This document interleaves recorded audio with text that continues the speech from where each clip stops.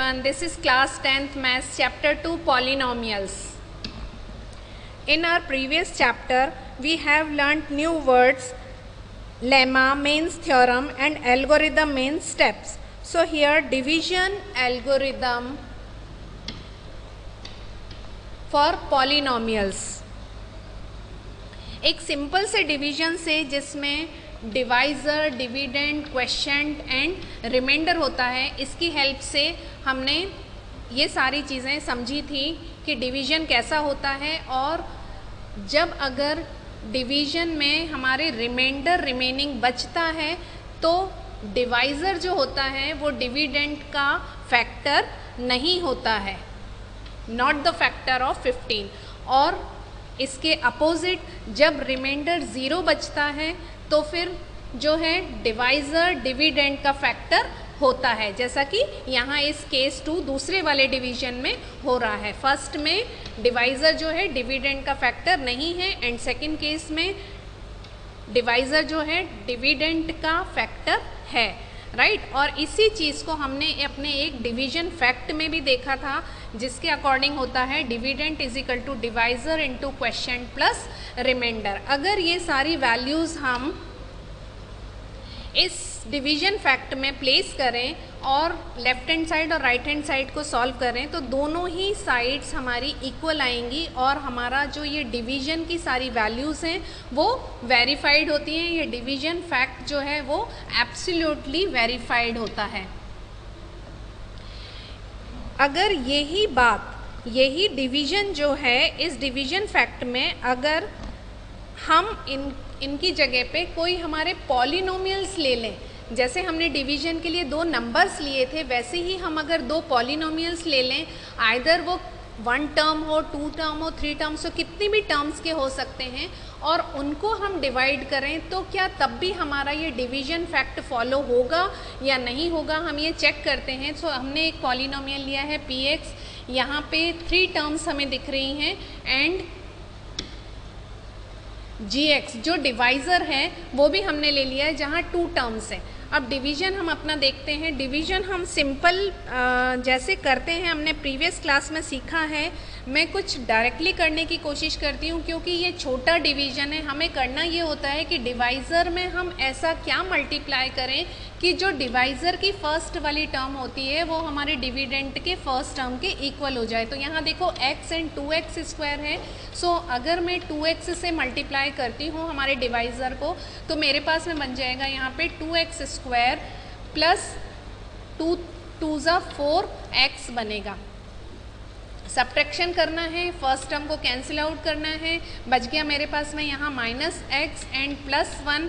अब फिर से चेक करना है मुझे कि मुझे किससे देना है, -1 से अगर मैं करती हूँ तो ये मेरा जो x है वो भी माइनस हो जाएगा एंड -2 साइन अगेन चेंज हो जाएंगे नीचे वाली लाइन के, ये प्लस हो गया, ये कैंसिल आउट हो गया, यहाँ बच गया मेरे पास में प्लस का 3 जो कि रिमाइंडर है।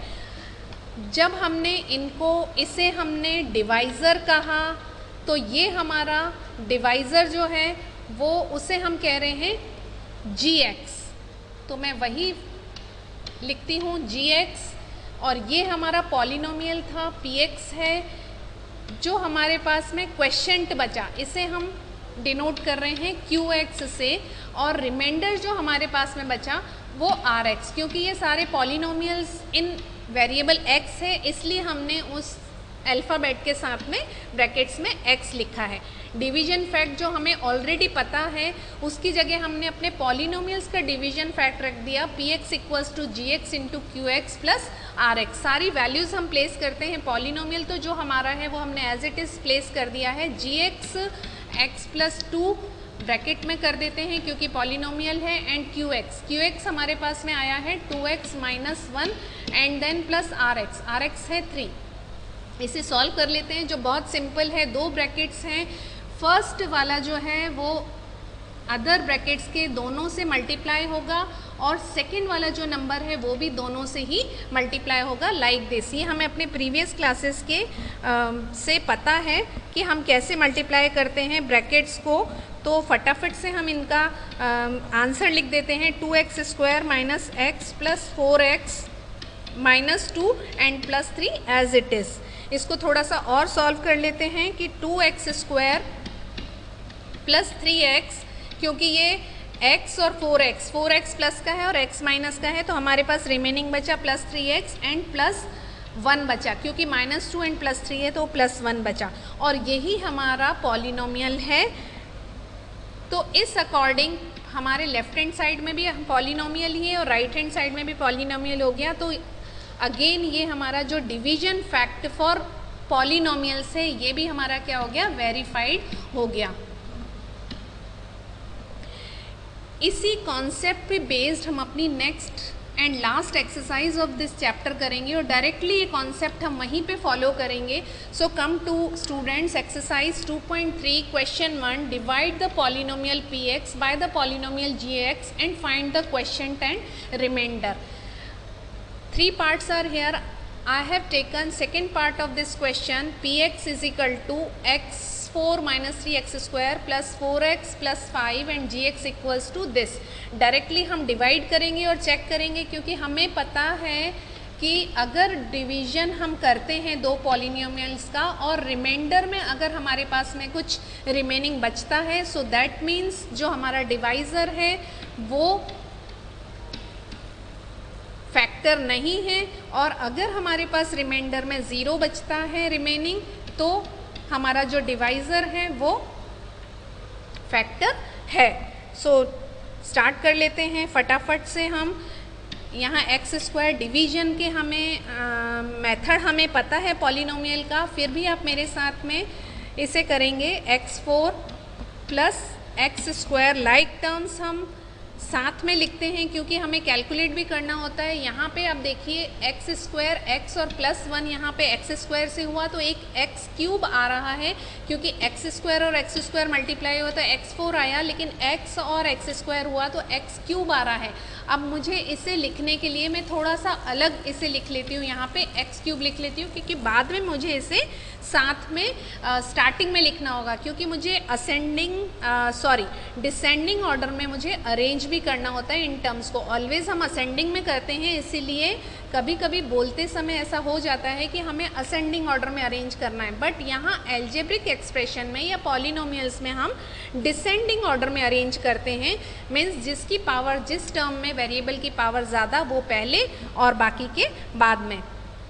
यहाँ हमारा हो गया 4x², क्योंकि दोनों ही नेगेटिव हो गई, बाद वाला साइन काउंट किया जाएगा, और ये हो गया हमारे पास में।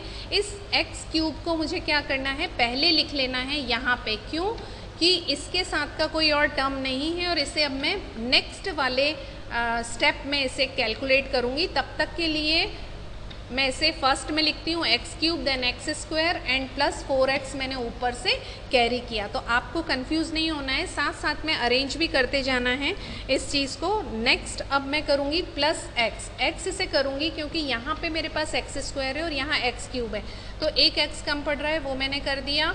यहाँ हो गया x³ -x² and +x। Sign मुझे फिर से अगेन कन्वर्ट करना है, माइनस ये हो गया प्लस, ये माइनस, ये फर्स्ट टर्म मुझे कैंसिल आउट करना होती है, फर्स्ट टर्म मैंने कैंसिल करा है।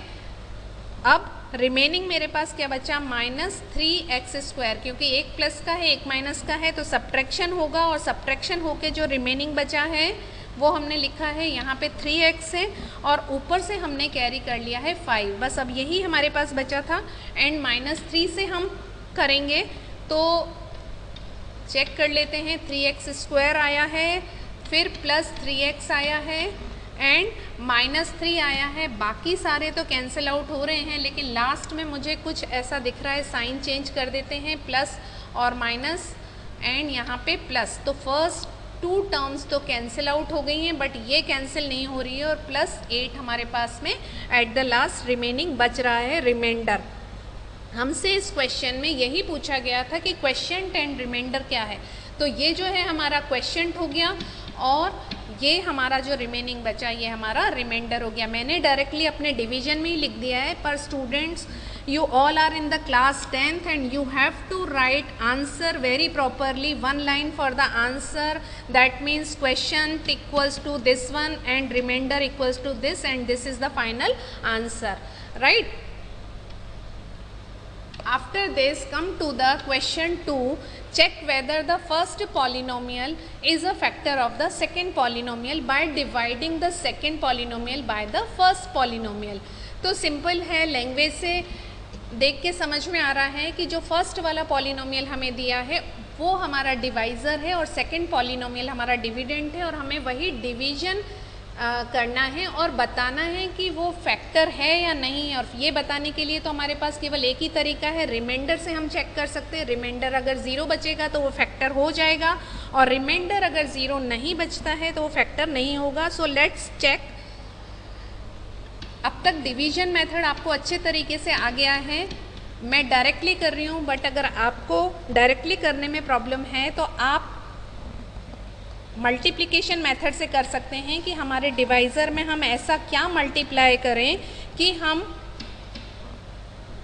फर्स्ट टर्म को कैंसिल आउट करते हुए finally at the end division तक हम अपना पहुंच पाएँ। Plus 2x plus 2। डिविजन्स थोड़े लेंदी होते हैं, लंबे होते हैं। फर्स्ट मुझे लेना है 3x स्क्वायर। 3x स्क्वायर, यहाँ मैंने 3x4 ही आएगा, प्लस 9 लाइक टर्म्स के साथ में मैं लिखती जा रही हूँ 9x cube plus 3x square plus 3x square.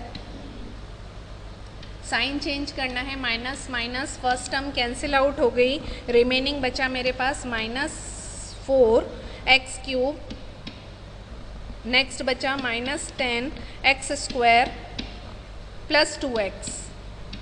Again next step में मुझे -4x लेना है, स्पेसिंग की वजह से मैं यहाँ लिख दे रही हूँ 1/1 -4x square, sorry x cube है यहाँ पे, x cube, then -12x square -4x। Division fact हमें पता ही है, सेकेंड वाली लाइन के हम साइन चेंज कर रहे हैं, फर्स्ट टर्म कैंसिल आउट होती है ऑलवेज, हम ऐसा ही सेट करते हैं। इसके बाद हमारे पास यहाँ बचा है प्लस 2x स्क्वायर, क्योंकि प्लस का नंबर बड़ा है तो वही हमारे पास रिमेनिंग है, प्लस 6x प्लस 2 हमने कैरी कर लिया ऊपर से। यहाँ नेक्स्ट नंबर हम लेंगे प्लस 2, ये आ गया plus 2x square plus 6x plus 2।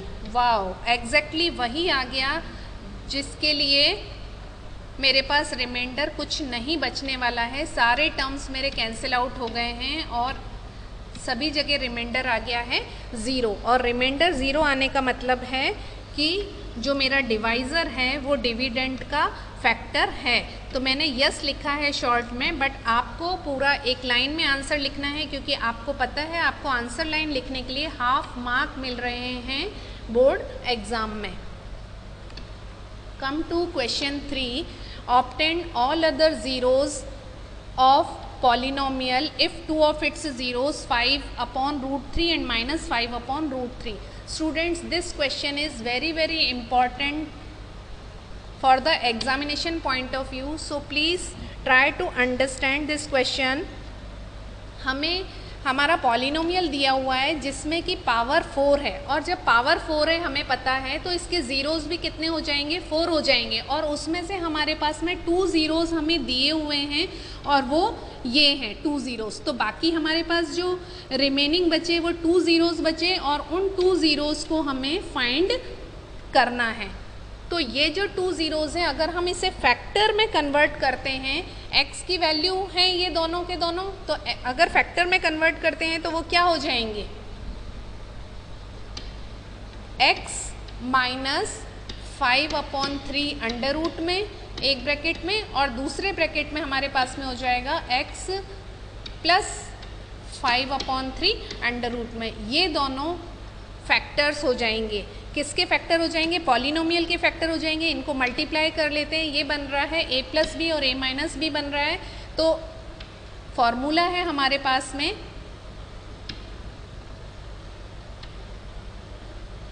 x square -√5/3 का स्क्वायर बनेगा। मैं एक बार तो ओरिजिनल लिख देती हूँ ताकि आपको समझने में कोई दिक्कत ना हो, ये x plus Y X minus Y अगर होता है तो X square minus Y square होता है। ये हमें अपनी आइडेंटिटी से पता है, तो यहाँ डायरेक्टली मैंने आइडेंटिटी यूज़ कर ली और इस अगर आइडेंटिटी को मैं ओपन करती हूँ तो आंसर आ रहा है मेरे पास में एक्स स्क्वायर माइनस 5/3, क्योंकि रूट और स्क्वायर एक दूसरे को कैंसिल आउट कर रहे हैं। तो ये जो मेरा फाइंड हुआ है दो फैक्टर्स का मल्टीप्लिकेशन, ये मेरा अब डिवाइज़र होगा। अगर यहाँ मैं एलसीएम लेती हूँ तो ये आ गया मेरे पास x square minus 3x square minus 5 आएगा, क्योंकि 3 तो मैंने एलसीएम लिया है तो ये 3 यहाँ मल्टीप्लाई हो गया 3x स्क्वायर माइनस 5। ये जो है मेरा डिवाइज़र होगा और पॉलिनोमियल मुझे एज इट इज़ जो मेरा पॉलिनोमियल है वो लेना है। मैंने आपसे कहा है इस क्वेश्चन को आपको बहुत ध्यान से समझना है। 3x4 प्लस 6x³ जो पॉलिनोमियल है minus 2x square minus 10x minus 5। 1 by 1 हम डिवीजन करते जाते हैं, एक एक स्टेप को कैंसिल आउट करते हुए। एक्स स्क्वायर यहाँ हम कर रहे हैं 3x4 और माइनस 5x स्क्वायर आएगा। बीच में हमारी क्यूब वाली टर्म मिसिंग है क्योंकि दो ही टर्म है डिवाइज़र में। नेगेटिव साइन मैंने कन्वर्ट किया, यहाँ प्लस किया, फर्स्ट टर्म कैंसिल आउट हो गई। यहाँ जो बचा है वो एज इट इज़ 6x³ लिख लेंगे एंड यहाँ आ गया plus 3x square minus 10x जो हमें ऊपर से कैरी करना है।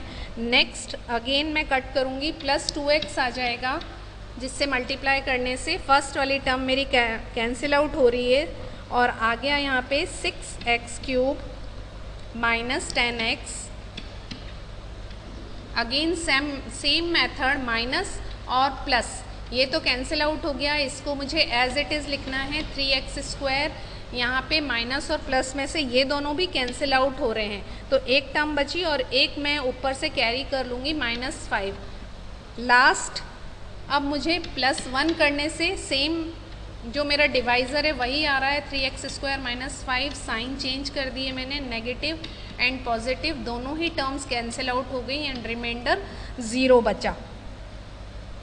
ये तो हमारा डिवीजन कंप्लीट हो गया, रिमाइंडर 0 बचा। अभी यहाँ पे एक स्टेप और बची हुई है कि हमने अपने जो दो ज़ीरोज़ को पहले उसमें कन्वर्ट किया फैक्टर्स में, फैक्टर्स को मल्टीप्लाई किया और एक हमने डिवाइज़र वहाँ से फाइंड किया, उस डिवाइज़र से हमने अपने पॉलिनोमियल को डिवाइड किया।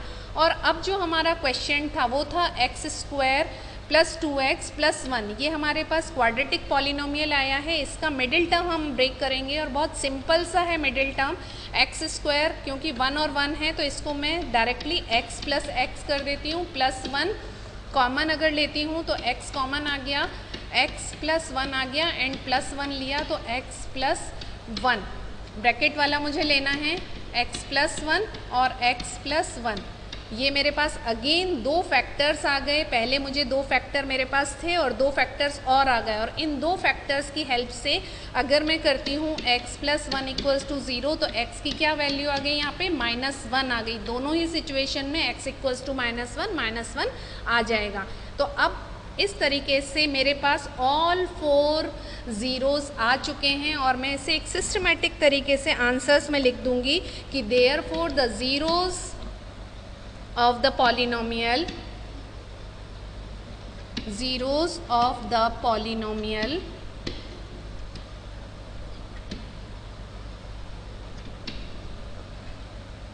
are, क्योंकि अब मुझे यहाँ सारे चारों लिखना है तो फर्स्ट 2 तो मेरे पास थे ही, √5/3 माइनस √5/3 एंड बाद के जो आए हैं -1 and -1। Now this is the final answer.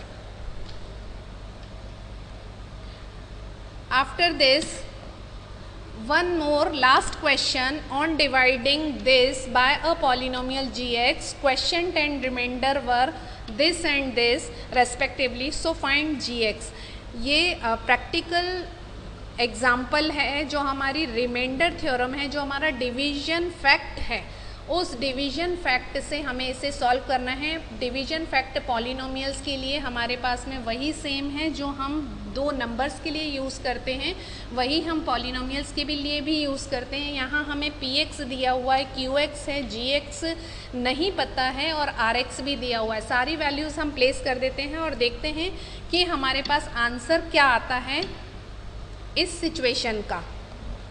px हमारे पास दिया हुआ है x cube minus 3x square, x cube minus 3x square plus x plus 2 equals to gx as it is रहेगा क्योंकि वो मुझे पता नहीं है, और qx की जगह x माइनस 2 जो मुझे क्वेश्चन में दिया हुआ है, एंड rx भी मुझे दिया हुआ है, उससे भी मैं ब्रैकेट में लिख लेती हूँ 2x प्लस 4।